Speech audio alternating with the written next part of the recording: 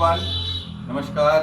सब लोग अच्छे ही हैं, सब लोग अच्छे से अपना काम कर रहे हैं और यही मेरी उम्मीद है और यही हमारा पर्पस भी है। तो आज हम लोग एक ऐसे आदमी के बारे में आज हम लोग पढ़ेंगे जिसे मैं पर्सनली मिला हूँ। आई मेट हिम पर्सनली, और खैर वो कहानी मैं आप लोगों को बाद में बताऊंगा। लेकिन ये एक ऐसा आदमी है जिसका मेरे परिवार के साथ थोड़ा पुराना रिश्ता टाइप का है। तो मेरे दादाजी इनके बारे में बताते हैं, मेरे परदादा भी इनके बारे में बताते हैं। भारत रत्न बिस्मिल्लाह खान साहब, ये भारत के कुछ ऐसे चुनिंदा संगीतकारों में से हैं जिन्होंने न केवल हिंदुस्तान का बल्कि पूरे विश्व भर में भारतीय म्यूजिक का, भारतीय संगीत का नाम सुनहरे अक्षरों में लिखा जाए या चाहे जैसे अक्षर आप पसंद कर लीजिए, लेकिन हमेशा अव्वल नंबर पर ही वो अक्षर लिखे जाएंगे। तो Bismillah Khan, let me present you, let me introduce you to Bismillah Khan. Bismillah Khan Sahab Banaras के रहने वाले, बनारस में बसने वाले कहना चाहिए। इनकी जो परवरिश हुई, जो बचपन बीता वो डुमरांव में बीता और बनारस में आकर के बस गए। बनारस से इनको इतना तगड़ा प्यार, इतना गहरा लगाव हो गया कि जब इनको ऑफर मिला कि आप अमेरिका में आकर के एक ऐसा ही शहनाई स्कूल खोलिए, तो इन्होंने बड़े बेतकल्लुफी से कहा कि भैया जब इतना खर्चा कर ही रहे हो तो एक गंगा जी बहा दो अपने अमेरिका में, ताकि मैं वहाँ बैठ करके वजू करूँ। वजू करना मतलब नमाज से ठीक पहले लोग वजू करते हैं, मैं वजू भी करूँ और वहीं पर नमाज भी पढ़ सकूँ। सो हिंदुस्तान की जो कुछ खास चीज़ें हैं, बहुत ही खास चीज़ें, जिसमें गंगा जो कि हिंदुओं का के लिए पवित्र नदी, माँ का स्थान उसको प्राप्त है, वहाँ पर एक मुसलमान व्यक्ति आकर के वजू करता है और नमाज अदा करता है और घंटियों का तो शोर वहाँ पर होता ही है। सो हमारी अखंडता, एकता का ये बहुत ही बहुमूल्य नगीना है, पेशकश है, जो संसार के सामने हिंदुस्तान हमेशा जिसके बारे में बोस्ट ऑफ यानी बहुत ही गर्व से कहता है। सो बिस्मिल्लाह खान साहब के बारे में कुछ बातें हम लोग देखेंगे। उसके पहले जरा इसको देख लें। ये जो सबसे पहले, ये पंडित हरिप्रसाद चौरसिया हैं। आप लोगों ने बजे सरगम, डीडी नेशनल पर एक प्रोग्राम आता था जिसमें काफ़ी सारे संगीतकार होते थे। ये लगभग आपको सभी लोग उसके अंदर मिल जाएंगे। उस्ताद जाकिर हुसैन, इनके बारे में मैं नहीं जानता पर मैंने इनको देखा है। Again not him. Ustad Amjad Ali Khan, Bismillah Khan Sahab ये हैं। So I am really very sorry कि मुझे इन लोगों के बारे में 1 2 3 4 लोगों के बारे में मैंने देखा है इनको, पर मैं इनके बारे में ज़्यादा कह नहीं सकता। So coming back to the topic, the shehnai of Bismillah Khan part 2, sound of music का ये दूसरा पार्ट है। हम लोग इसके बारे में पहले, साउंड ऑफ म्यूजिक में पहले हमने एवलिन ग्लेनी के बारे में पढ़ा। आज हम लोग शहनाई ऑफ बिस्मिल्लाह खान साहब के बारे में, बिस्मिल्लाह खान साहब और उनसे जुड़ा हुआ वाद्य यंत्र, म्यूजिकल इंस्ट्रूमेंट शहनाई के बारे में देखेंगे। याद करिए पिछली बार में मैंने आपको परकशनिस्ट आपको एक बताया था। सो परकशनिस्ट वो होता है जो पीट करके कोई बाजा बजाता है। तबला हो गया, ढोलक हो गया, मृदंग हो गया, नाल हो गया, ड्रम्स हो गए, bongo. So all these things, इन सबको पटक करके मतलब पीट करके बजाया जाता है। पीटने का मतलब पिटाई नहीं, लेकिन पीटने का मतलब हाथ से थाप दे करके बजाया जाता है। So what we are entering into, that's flute. एक तरीके का फ्लूट कहा जाए, बांसुरी की श्रेणी में आता है ये। सो देखें जरा, Emperor Aurangzeb banned the playing of a musical instrument called pungi in the royal residence for it had a shrill unpleasant sound. Aurangzeb के बारे में सब लोग जानते हैं। उसने अपने राज दरबार में पुंगी नाम का एक वाद्य यंत्र को बजाना बैन कर दिया, मना कर दिया कि ये कोई नहीं बजाएगा क्योंकि इससे बहुत ही घटिया और बहुत ही कर्कश ध्वनि निकलती है। Pungi became the genetic name for reeded noise makers. तो तब के बाद से जिन रीडेड मतलब जो लोग बहुत ही फालतू का शोर मचाते हैं उनको हम रीडेड कहते हैं।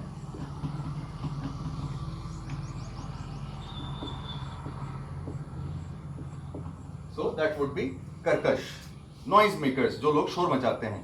Few had thought that it one day be revived. बहुत कम लोगों ने सोचा था कि ये जो पुंगी नाम का जो इंस्ट्रूमेंट है इसको फिर दोबारा से जागृत किया जा सकता है, फिर दोबारा से लोगों को सुनाया जा सकता है।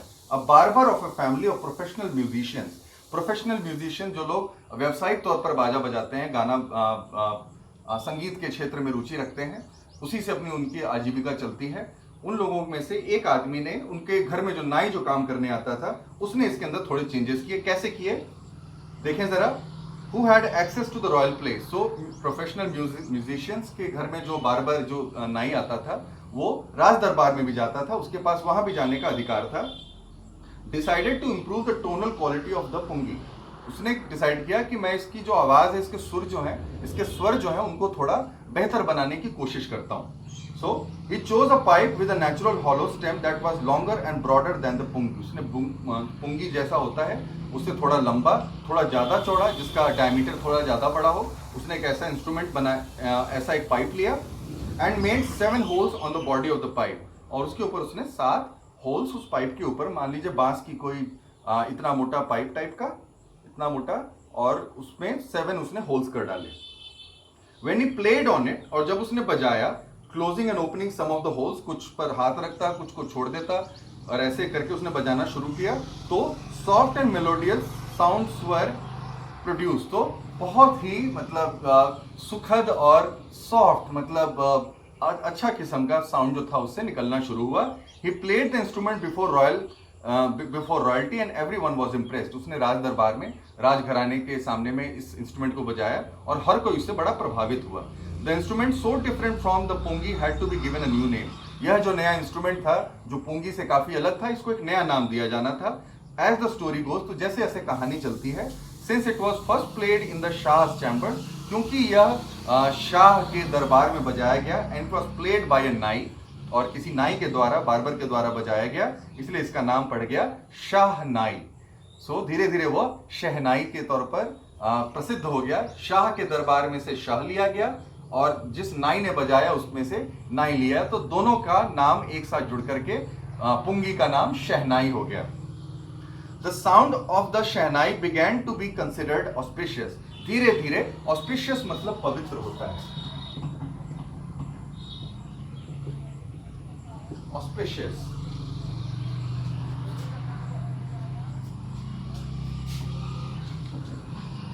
आजकल मेरा जो वर्ड मीनिंग है, I am tending to miss the words as well. So auspicious मतलब कोई चीज जो बहुत पवित्र मौका होता है, उस शहनाई को पवित्रता के साथ जोड़ा जाने लगा। तभी आप लोग देखते होंगे कि किसी के घर में शादी ब्याह होता है, कोई भी बड़ा फंक्शन होता है, कोई खुशी का मौका होता है, तो लोग अपने घर में शहनाई जरूर रखते हैं, शहनाई बजाने वालों को जरूर बुलाते हैं और उनसे शहनाई वादन करवाते भी हैं।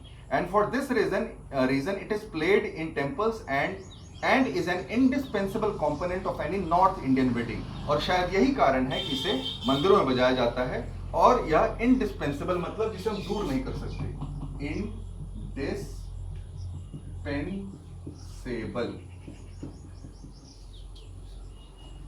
इसका मतलब इंडिस्पेंसेबल मतलब ये उससे अलग करना। हमारे शादी ब्याह में के जो जितने भी प्रोसेशंस होते हैं, जितने भी कर्मकांड होते हैं, उन सब में से इसको नॉर्थ इंडिया में खास तौर पर वहां से इस चीज को अलग नहीं किया जा सकता। इन द पास्ट, इतिहास में, the shehnai was part of the नौबत और traditional ensemble of 9 instruments found at the royal courts. आप लोगों को पता होना चाहिए कि बादशाह अकबर ने अपने दरबार में नवरत्नों का नाम रखा था। नवरत्न मतलब 9 अलग अलग क्षेत्र से, 9 अलग अलग स्ट्रीम से मास्टर लोग, जीनियस लोग उसके दरबार में होते थे, और इसलिए उसको नवरत्न कहा जाता था। सो शहनाई के साथ क्या किया गया कि इन द पास्ट, इतिहास में, the shehnai was part of the नौबत। शहनाई नौबत का यानी नवरत्न लोगों का पार्ट था, and symbol of 9 instruments found at the royal courts. Royal court में जो 9 इंस्ट्रूमेंट्स जो बजाए जाते थे, जिसमें से एक ढोलक हो सकता है, तबला हो सकता है, उनमें से शहनाई भी एक ऐसा ही इंस्ट्रूमेंट था। नक्कारा भी कहते हैं, नगाड़ा जिसको हम कह सकते हैं। Till recently it was used only in temples and weddings. लेकिन अभी तक बल्कि अब तो खैर लॉकडाउन चल रहा है, लेकिन काफी सारी शादियां जो होती हैं उसमें भी अभी भी कोई भी खुशी का मौका हो, अच्छा मौका हो, वहां पर शहनाई का प्रयोग उस मौके को पवित्र बनाने के लिए, खास बनाने के लिए किया जाता है। The credit for bringing this instrument on to the classical stage goes to Ustad Bismillah Khan. उस्ताद बिस्मिल्लाह खान को शहनाई को क्लासिकल सांस्कृतिक मंच पर लाने का जो श्रेय है शहनाई को लाने का श्रेय वह बिस्मिल्लाह खान उस्ताद बिस्मिल्लाह खान साहब को निर्विवाद रूप से यानी बिना किसी डाउट के दिया जा सकता है। जैसे एवलिन ग्लेनी ने ड्रम्स को सेंटर स्टेज पर लाया, ठीक उसी प्रकार से बिस्मिल्लाह खान साहब ने भी शहनाई को लोगों के सामने में सेंटर स्टेज यानी बीच मंच पर ला करके लोगों को दिखाया। एज अ 5-year-old, अब हम बिस्मिल्लाह खान साहब के बचपन की ओर चलते हैं। 5 साल का बच्चा Bismillah Khan played gilli danda near a pond in the ancient state of Dumraon in Bihar. Bihar में डुमरांव एक स्थान है जो पहले के स्टेट हुआ करता था, राज्य हुआ करता था। वहां पर 5 साल का बच्चा बिस्मिल्लाह अपने दोस्तों के साथ गिल्ली डंडा खेला करता था। एक तालाब के किनारे गिल्ली डंडा खेला करता था। He would regularly go to the nearby Bihari ji temple to sing the Bhojpuri chaita. तो वो अक्सर बिहारी जी का एक मंदिर था वहां पर, जहां पर भोजपुरी एक राग होता है, एक तरीके रागिनी है जिसको हम चैता कहते हैं, चैती जिसको मेरी माँ चैती कहती है। वह सुनने के लिए गाने के लिए वहां पर जाया करते थे। At the end of which he would earn a big laddoo weighing 1.25 kg। सो जब उनको पुरस्कार मिलता था तो एक बड़ा सा लड्डू मिलता था, लड्डू नहीं लड्डा मिलता था, 1.25 किलो का एक लड्डू मिलता था। Prize given by the local maharaja, जो वहाँ के लोकल महाराज थे वह यह पुरस्कार वितरित करते थे। This happened 80 years ago। आज जब ये लिखा गया है तब से 80 years पहले ऐसा होता था। And the little boy has travelled far to earn the highest civilian award in India, the Bharat Ratna. तब से लेकर के 80 साल पहले जो बच्चा गिल्ली डंडा खेलता था, वो जब तक ये लिखी गई है स्टोरी, तब तक उस बच्चे ने इतना उसने पुरस्कार जीत लिया कि उसको भारत रत्न, इतना उसने नाम कमाया कि उसको भारत रत्न के पुरस्कार से नवाजा गया। Born on 21 March 1916। अब यहाँ से हम लोग टाइमलाइन कर लेते हैं, यानी जब ये हो रहा था तब ये 1921 का समय है, आज़ादी मिलने में भी 26 साल हैं इसके हिसाब से। जब पैराग्राफ नंबर 3 के हिसाब से 5 years old, देखो ऊपर में लिखा हुआ है, नीचे लिखा हुआ born on 21 March 1916। So 21 March 1916 Bismillah belongs to a well known family of musicians from Bihar. Bihar के सुप्रसिद्ध संगीतकारों के परिवार से बिस्मिल्लाह ताल्लुक रखते हैं। हिज ग्रैंडफादर रसूल बख्श खान, उनके जो दादाजी थे Rasool Bakhsh Khan, was the shehnai nawaz of the Bhojpur kings court. Bhojpur के राजा के दरबार में वो शहनाई नवाज एक पोस्ट है, सबसे अच्छा बजाने वाला टाइप, वो उनको प्राप्त था। His father Paigambar Bakhsh and other paternal ancestors were also great shehnai players. उसके बिस्मिल्लाह खान साहब के पिताजी पैगंबर बख्श और जो दूसरे पिताजी, पैटर्नल मतलब पैटर्नल एंसेस्टर, पैटर्नल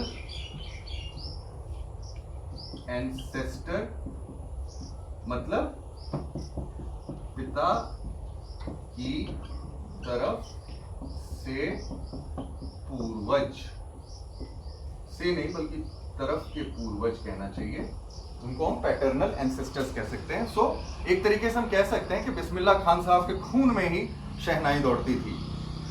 वे सभी भी जो पैटर्नल एंसेस्टर्स थे, पिता की तरफ के जो पूर्वज लोग जो थे, दादाजी, चाचा जी, ये सभी लोग शहनाई के अच्छे संगीतकार वादक हुआ करते थे।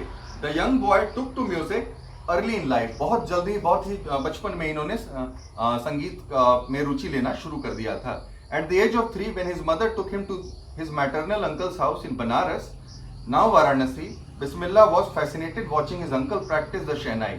जब वो 3 साल के थे तब उनकी माँ उनको उनके मामा के यहाँ बनारस में लेकर के गई, और बनारस में जाकर के जब उन्होंने अपने मामा को बजाते हुए देखा तो बहुत ही चकित हुए, बहुत ही उनको अच्छा लगा। Soon बिस्मिल्लाह started accompanying मतलब होता है किसी के साथ कहीं पर भी हो जाना, accompanying। So Bismillah accompanied his uncle to the Allahabad music conference। बिस्मिल्लाह ने अपने अंकल के साथ इलाहाबाद के म्यूजिक कॉन्फ्रेंस में जाना शुरू कर दिया।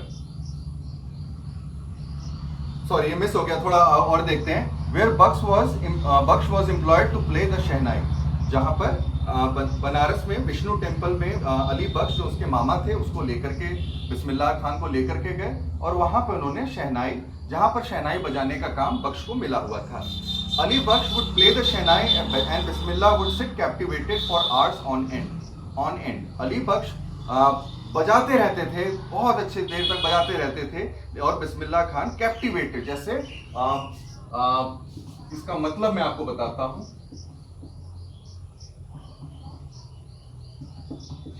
कैप्टिवेटेड का मतलब होता है कैद हो जाना। जैसे आवाज में मंत्र मुग्ध हो गए हो करके बिस्मिल्लाह खान वहीं बैठे रहते थे और उनके मामा बजाते रहते थे फॉर आवर्स ऑन एंड, घंटों तक।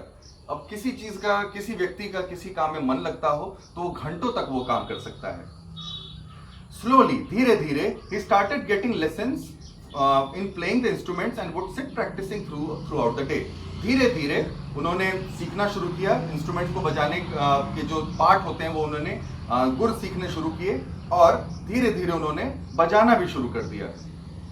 धीरे धीरे क्या मतलब, दिन दिन भर बजाते रहते थे।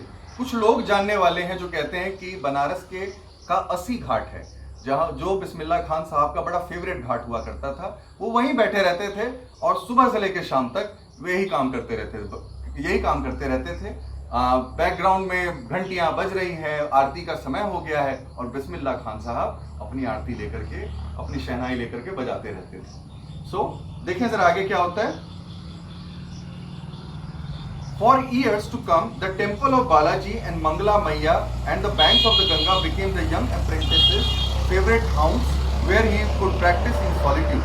So देखा जाए अनेक वर्षों तक, ये बात जो मैंने आपको कही, यही बात यहाँ पर भी कही जा रही है। अनेक वर्षों तक ऐसा होता था कि बालाजी और मंगला मैया के जो मंदिर थे, जो गंगा नदी के किनारे बसे बनाए गए थे, वहां पर अप्रेंटिस का मतलब होता है APPRENTICE। अप्रेंटिस को हम कहते हैं नया सीखने वाला। ये जो आदमी है, ये वहां पर नया सीखने वाला आदमी है। ये जो जगह थी, ये इसका स्टूडियो बन गया, बल्कि कहना चाहिए अखाड़ा बन गया। आप जो करते हैं उसमें जो प्रैक्टिस के लिए आप एक जगह खोजते हैं, वही जगह बिस्मिल्लाह खान साहब के लिए ये जगह साबित हुई। सॉलिट्यूड मतलब अकेलापन, जहां पर वो अकेलेपन में घंटों तक रियाज मतलब प्रैक्टिस कर सकते थे। The flowing waters of the Ganga inspired him to improvise and invent ragas that were earlier considered to be beyond the range of the Shehnai. So Ganga नदी का जो प्रवाह जो था, उसको देखते हुए, उससे सीखते हुए बिस्मिल्लाह खान साहब ने कुछ ऐसी राग रागिनियां फिर दोबारा से इन्वेंट करी जो समय के धूल में, या कहा जाए समय के साथ साथ छुप गए थे, गायब हो गए थे। लोगों ने बजाना छोड़ दिया था, लोगों ने रियाज करना बंद कर दिया था। वैसी चीजों को बिस्मिल्लाह खान वापस लेकर के उन्होंने रीइन्वेंट किया। जो ऐसे रागों को उन्होंने दोबारा पकड़ के लाए, जो ऐसा समझा जाता था कि शहनाई के रेंज, यानी शहनाई का जो सीमा है, उससे बाहर की बात है। एट द एज ऑफ 14 साल के जब बिस्मिल्लाह खान साहब हुए, तो Bismillah accompanied his uncle to the Allahabad music conference. Allahabad music conference में बिस्मिल्लाह खान साहब अपने अंकल के साथ गए। At the end of his recital, जब उन्होंने अपना प्रोग्राम, अपना जो पेशकश, जो उन्होंने रिसाइटल मतलब जो उनका जो पीस था, जब उन्होंने खत्म किया, तब क्या होता है, Ustad Fayaz Khan patted the young boy's back and said, Ustad Fayaz Khan बहुत जाने माने संगीतकार, उन्होंने इस बच्चे की पीठ थपथपाई और कहा, work hard and you shall make it. कड़ी मेहनत करो और एक दिन तुम वहां पहुंचोगे जहां पर लोग अमर हो जाते हैं। ये उन्होंने कहा नहीं, हम इस बात का मतलब ऐसे निकाल रहे हैं। With the opening of the All India Radio in Lucknow in 1938 came Bismillah's big break। ये क्वेश्चन भी है वैसे पीछे, आप इसको अंडरलाइन भी कर सकते हैं। जब ऑल इंडिया रेडियो लखनऊ में 1938 आज़ादी से 9 साल पहले खुला, तो बिस्मिल्लाह खान साहब को ब्रेक मिला। He soon became an often heard shehnai player on the radio। और जल्दी ही रेडियो पर शहनाई बजाने वाले लोगों में से उन्हें सुना जाने लगा।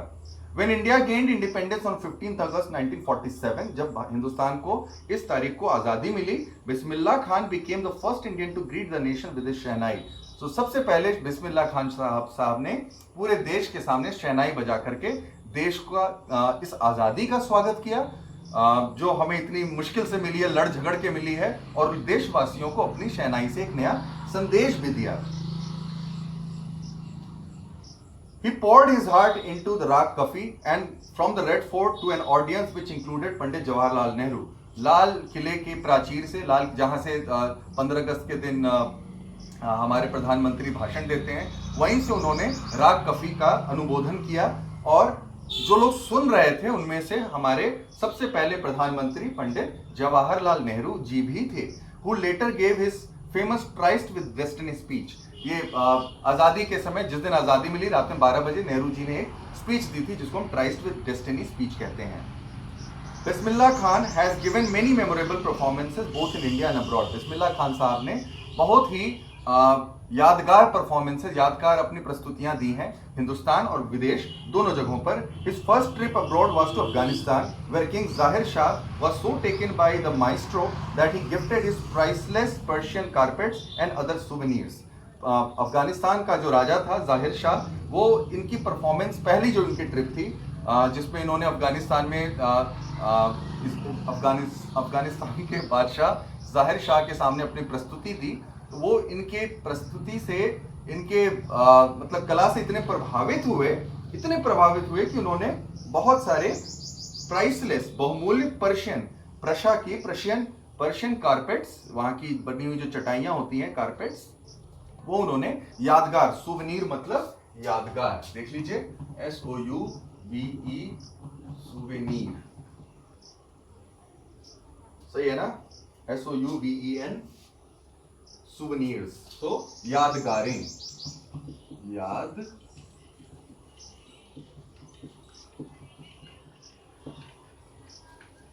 ठीक है।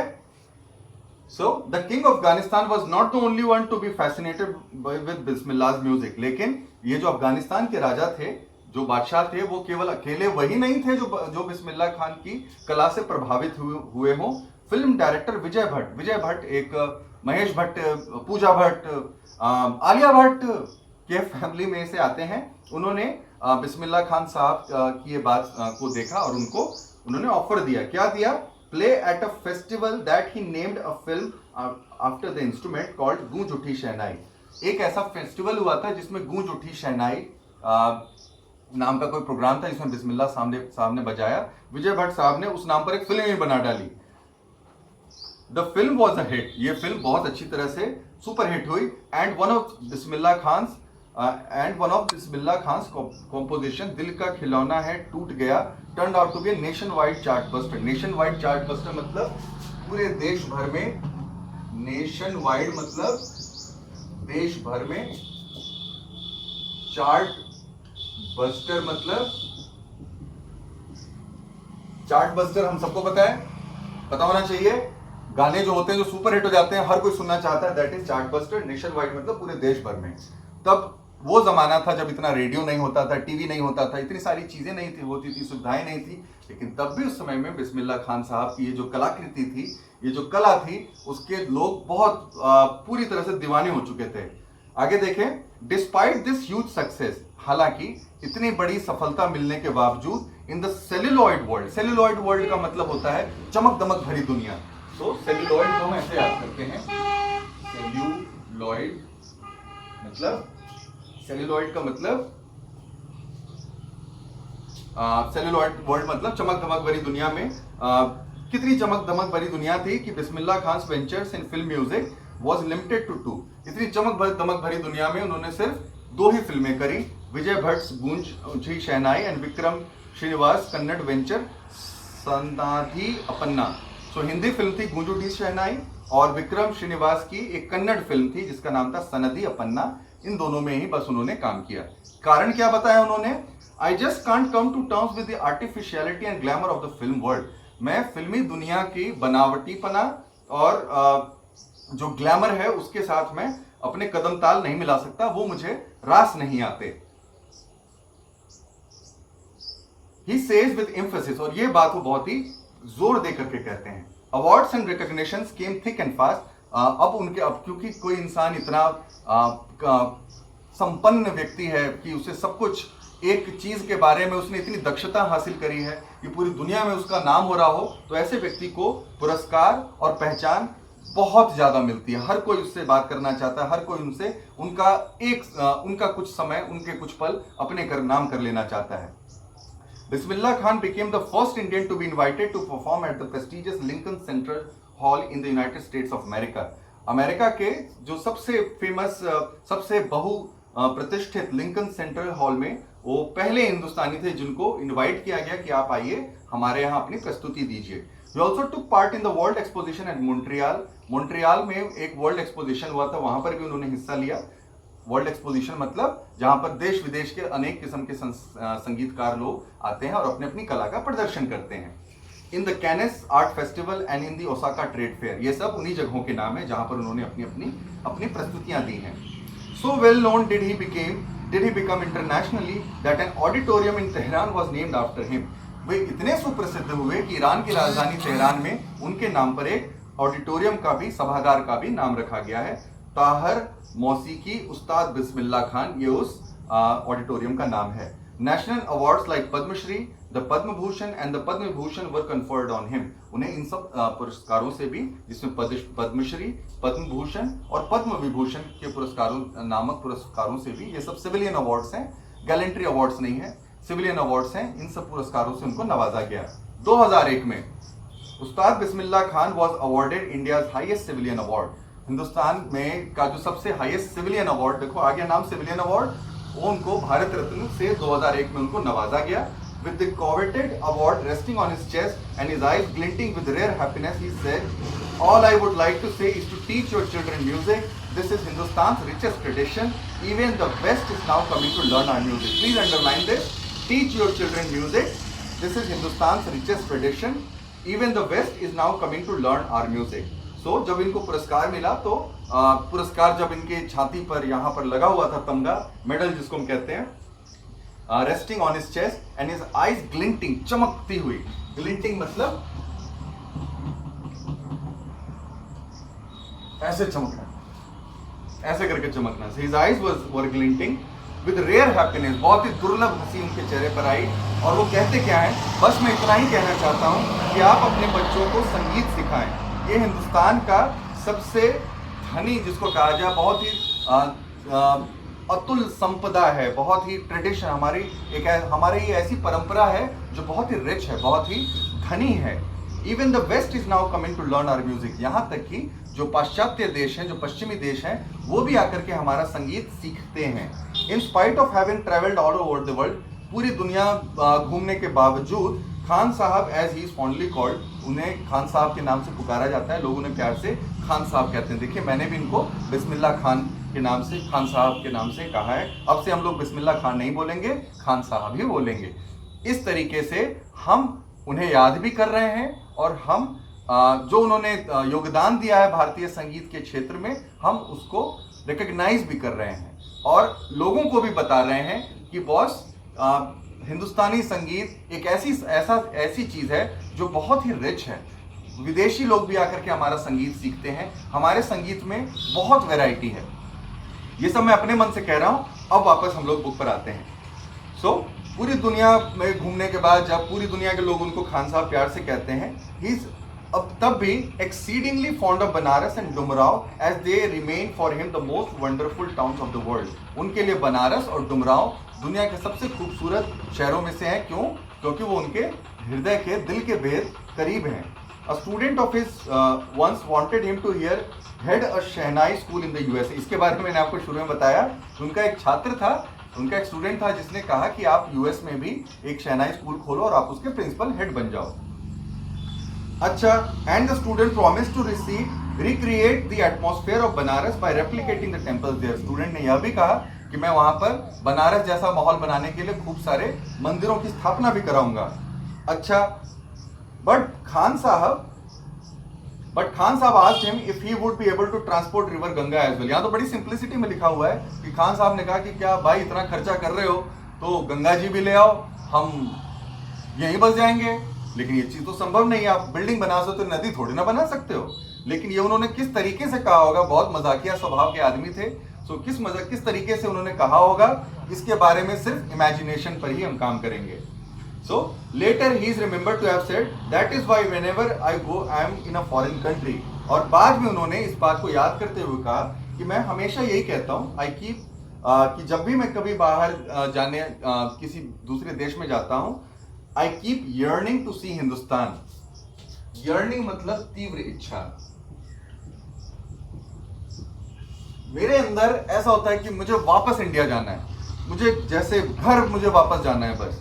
सो see Hindustan. While in Mumbai I think of only Banaras and the holy Ganga. मैं मुंबई में भी रहता हूं तो भी मैं गंगा और बनारस के बारे में, पवित्र गंगा मैया और बनारस के बारे में ही सोचता हूं। And while in Banaras I miss the unique मट्ठा और डुमराव। जब मैं बनारस में रहता हूं तो डुमराव में खास स्पेशल मट्ठा मिलता है और मैं उसी के बारे में, वो मुझे बहुत अच्छा लगता है, मैं उसी के बारे में सोचता रहता हूं। Ustad Bismillah Khan life is a perfect example of the rich cultural heritage of India. Hindustan की धनी सांस्कृतिक जो परंपरा है उसका उस्ताद बिस्मिल्लाह खान बहुत ही ज्वलंत उदाहरण है, बिल्कुल सटीक उदाहरण है। Once that effortlessly accepts that a Devu Muslim like him can very naturally play the Shehnai every morning at the Kashi Vishwanath temple. So कहते हैं कि जो डेवू मतलब होता है जो साधु किस्म का व्यक्ति है, तो उसके बारे में one that effortlessly accepts, Hindustan के कल्चर के बारे में कमेंट है कि हिंदुस्तान का कल्चर ऐसा है जो इस बात को स्वीकार करता है कि एक मुसलमान हिंदुओं की नदी में नदी के बारे में इतना ज़्यादा अटैच्ड है उस नदी से, उस जगह से। बनारस को हिंदुओं के लिए तीर्थ कहा जाता है, पर एक मुसलमान ने, एक दूसरे धर्म के व्यक्ति ने उसको अपना कार्य क्षेत्र बना लिया और सभी लोगों ने उसको एक्सेप्ट किया। न केवल हिंदू, न केवल मुसलमान, सिख, ईसाई, विदेशों में भी हर जगह वह इंसान अपने धर्म के कारण नहीं, वह इंसान अपने कर्म के कारण जाना जाता है, अपने योगदान के कारण जाना जाता है। थोड़ा सा लिखा हुआ है इसके बीच में, शेखर गुप्ता जो उसका इंटरव्यू ले रहे थे, When partition happened, didn't you and your family think of moving to Pakistan? बहुत सही कमेंट है। शेखर गुप्ता नाम का एक इंसान जिसने पूछा कि जब हिंदुस्तान का, हम लोगों ने भी पार्टीशन के बारे में सुना है कि मुसलमान लोग उधर चले गए, हिंदू लोग उधर से आ गए, बड़ी मारकाट हुई। तो एक रिपोर्टर पूछता है कि जब ऐसा हो रहा था, आपकी उम्र तब देखो इसके हिसाब से 1916 में उनका जन्म हुआ है, तो 31 ईयर्स की उनकी उम्र रही होगी। 31 साल की उम्र में आपने सोचा नहीं जाने का? जवाब देखो, इस जवाब का उन्होंने क्या सटीक जवाब दिया है। बिस्मिल्लाह खान, भगवान भला करे, God forbid me leave Banaras, मैं बनारस छोड़ के जाऊं? नेवर, कभी नहीं। I went to Pakistan once, एक बार मैं पाकिस्तान गया जरूर था। I cross the border just to say I have been to Pakistan, border cross किया और वो बस बोलने भर के लिए, ताकि ये लोगों के मन में बात चली जाए, हाँ मैं पाकिस्तान होकर के आया हूं। I was there for about an hour, 1 घंटे तक मैं उस बॉर्डर पर रुका। आई सेड नमस्कार टू पाकिस्तानीज एंड सलाम अलैकुम टू द इंडियंस। पाकिस्तानियों को इन्होंने नमस्कार कहा और हिंदुस्तानियों को सलाम अलैकुम कहा। I had a good laugh, और यह कह करके उन्होंने खूब जोर से अपनी बाल सुलभ हंसी के खूब जोर से उन्होंने हंसी। मेरी मुलाकात, अब मैं बताता हूं बिस्मिल्लाह खान साहब से कैसे हुई थी। 2003 का वह समय था जब पिताजी मुझे दिल्ली के सिरी फोर्ट ऑडिटोरियम में लेकर के गए थे, और तब मैं ग्रेजुएशन के फर्स्ट ईयर में था। सो उन्होंने वहां पर अपनी प्रस्तुति दी। 2003 या 2002 का समय होगा ये, फर्स्ट ईयर का मैं, हाँ लाइक वही एग्जैक्टली यही टाइम था। सो वहां पर उन्होंने अपनी प्रस्तुति दी, और प्रस्तुति देने के बाद लोग जब जाते हैं मिलने के लिए तो कौतूहल से, मुझे नहीं पता था कौन है ये, क्या है, मैं उनके पास गया और पिताजी भी मेरे पीछे पीछे आए। उनके जो मैनेजिंग जो लोग थे उनमें से कुछ लोग पिताजी को जानते हैं, सो जानते थे उस समय। उन्होंने पिताजी से बढ़ करके हाथ मिलाया पापा से।